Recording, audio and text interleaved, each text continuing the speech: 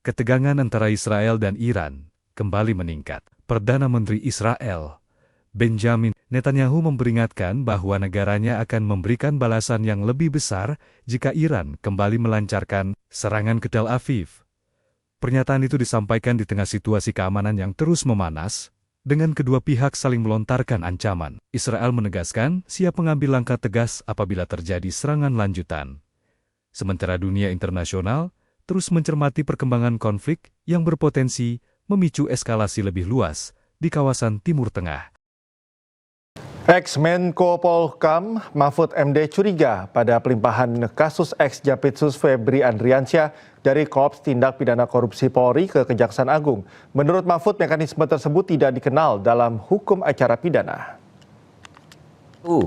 Dengan dialihkannya kasus yang tersangkanya belum diperiksa oleh penyidik Polri ini, maka tersangka Febri Adriansyah bisa mengajukan pra-peradilan dan mungkin saja menang karena dia dijadikan tersangka tanpa diperiksa lebih dulu, kemudian kasusnya dialihkan ke kejaksaan, bukan dilimpahkan. Kalau dilimpahkan itu secara hukum benar, tapi harus diperiksa dulu. Yang kedua, mungkin saja Febri tidak mengajukan pra-peradilan, tetapi kejaksaan sengaja memperlambat kelanjutan penyidikan, bahkan bisa mementahkan beberapa bagiannya, sehingga masalahnya terlokalisir pada tersangka yang sudah ada tanpa boleh merambah ke yang lebih atas, atau tanpa boleh merambah ke pelaku-pelaku lain yang mungkin juga ikut terlibat. 3, bisa saja kasus ini diambangkan untuk pada akhirnya dideponer. Kalau ini terjadi, sungguh mengerikan. Adakah kita ini akan sungguh-sungguh memberantas korupsi jika begini cara yang dilakukan? Perkembangan yang terjadi sejak Sabtu tanggal 11 Juli 2026 jam 15 WIB memang sangat mengkhawatirkan bagi perkembangan dunia hukum kita. Perang proksi yang tak bisa disembunyikan ini dan yang kemudian melahirkan kompromi berupa pengalihan kelanjutan penyidikan ini bukan hanya merusak mekanisme hukum acara pidana, tetapi juga merusak sistem hukum dan cara berhukum kita dalam hidup bernegara. Sementara Ketua Komisi 3 DPR RI, Habibur Rahman, menyatakan pengalihan kasus ex-Jampitsus Febri Adriansyah dari Polri ke Kejaksaan Agung hanya penyerahan dan bukan pelimpahan. Namun Komisi 3 berencana meminta masukan langsung dari Mahfud MD terkait kasus Febri Adriansyah. Kami ini anggota DPR bukan hanya berkepentingan untuk bicara, tapi kami justru harus mendengar, termasuk masukan dari Pak Mahfud. Apakah sudah sesuai dengan KUHP atau belum?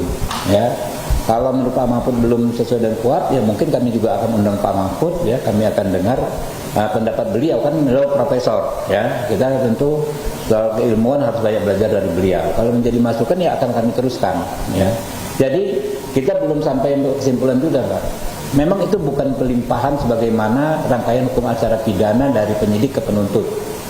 Ya, itu bukan, itu penyerahan penanganan perkara dari institusi namanya polisi, Polri, Bareskrim Korps ke institusi lain, kejaksaan. Kita soal melanggar nggak melanggar KUHP kita tunggu masukan ya dari teman-teman Pak Mahfud. Tapi ada sisi-sisi yang saya sampaikan tadi, ya. Sisi-sisi bahwa kita menghindari gesekan antara lembaga. Ini nggak ada di KUHP, tapi ini adalah masalah real yang harus kita pecahkan saat ini. Sebelumnya, masyarakat anti korupsi atau MAKI menilai pelimpahan kasus korupsi ex-Jampitsus Febri Adriansyah dari polisi ke Kejagung melanggar aturan. Selain penyidikan belum selesai, kasus Febri juga masih dalam tahap penyidikan dan berkas perkara belum lengkap atau P21.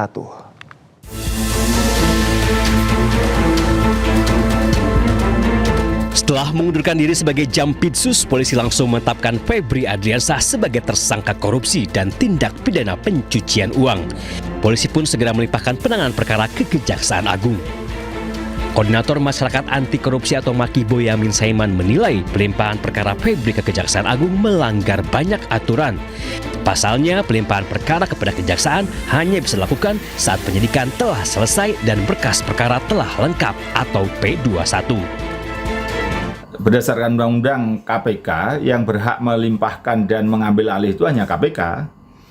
Kalau dari penyidik kepada kejaksaan itu hanya pelimpahan berkas perkara atau penyerahan berkas perkara untuk dinilai lengkap atau masih kurang sehingga diberi petunjuk gitu.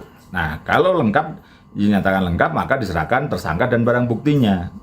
Dan kalau tidak lengkap dilengkapi lagi gitu di petunjuknya gitu. Nah, ini polisi belum melakukan apa-apa, baru menggeledah, belum melakukan pemeriksaan saksi, belum menggeledah yang lebih jauh lagi kalau memang ada, dan kemudian belum menghitung kerugian negara.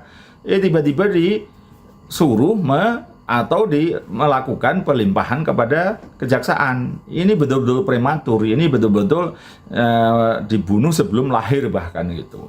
Jadi ini yang menurut saya salah kaprah, melanggar KUHAP. Sementara itu, menurut Kortas Tipikor Polri, pelimpahan kasus Febri ke Kejagung dilakukan demi membangun sinergi kelembagaan antar penegak hukum. Yang pertama, kita telah sepakat dengan Kejaksaan Agung bahwa penanganan Polri, penanganan penyidikan terhadap 3 perkara telah dilimpahkan ke Kejaksaan Agung dalam rangka untuk sinergitas yang tadi telah disampaikan oleh PLT Jampitsus. Febri Ardiansah ditetapkan polisi sebagai tersangka korupsi untuk 3 kasus sekaligus, yakni korupsi pasokan batubara PLN, PT Asabri, dan PT Krakatau Steel. Sebelumnya, polisi telah menggeledah 13 lokasi, salah satunya rumah Febri di Sentul, Jawa Barat. Polisi mengamankan 476 miliar rupiah dan 74 kg batang emas. Walaupun sudah ditetapkan sebagai tersangka, namun hingga kini ex-Jampitsus itu belum ditahan, bahkan belum diketahui di mana rimbanya. Tim Liputan iNews melaporkan. Dalam laporan harta kekayaan penyelenggara negara atau LHKPN, ex-Jampitsus Febri Adriansyah yang menjadi tersangka dalam dugaan korupsi dan TPPU hanya tertera 18,26 miliar rupiah. Sementara jumlah uang tunai yang disita 30 kali lipat dari harta yang dilaporkan.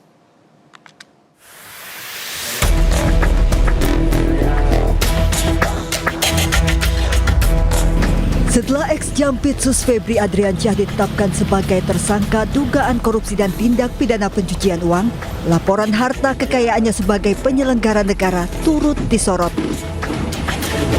Febri Adriansyah melaporkan harta kekayaannya per 31 Desember 2025 terdiri dari tanah dan bangunan merupakan aset yang terbesar. Alat transportasi dan mesin,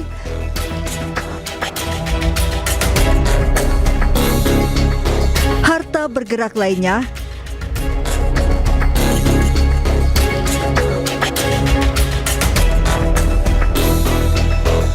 kas dan setara kas serta harta lainnya.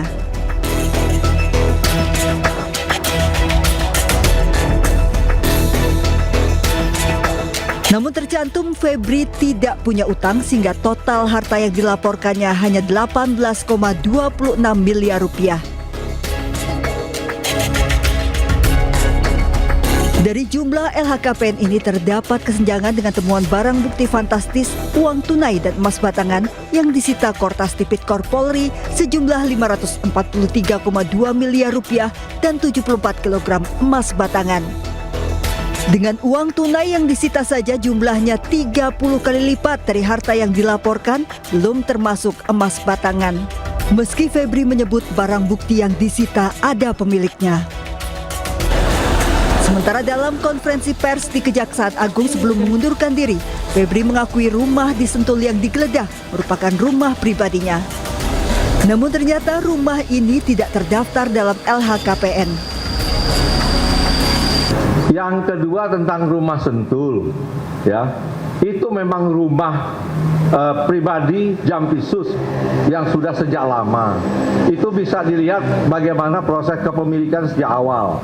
Pada pelaporan berkala terdapat kenaikan kekayaan setelah menjabat sebagai Jampitsus dari tahun 2022 sebesar 6,3 miliar rupiah menjadi 18,26 miliar rupiah di 2023. Namun tahun 2024 dan 2025 hartanya tidak terdapat perubahan, tetap 18,26 miliar rupiah. Dari Jakarta, tim liputan iNews melaporkan.